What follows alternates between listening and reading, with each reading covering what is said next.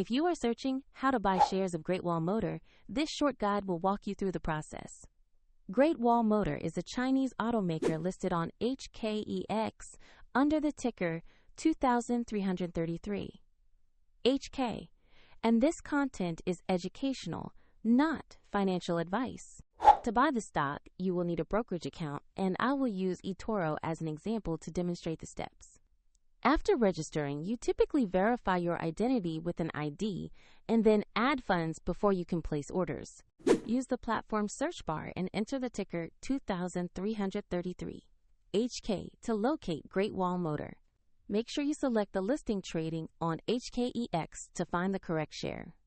Open the asset page to review the company's basic profile and view the price chart for context.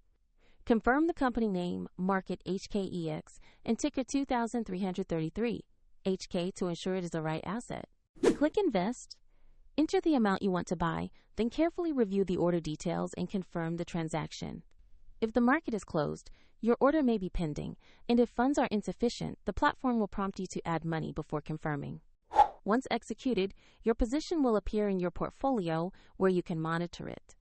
A helpful eToro link is provided in the description if you want to follow these steps.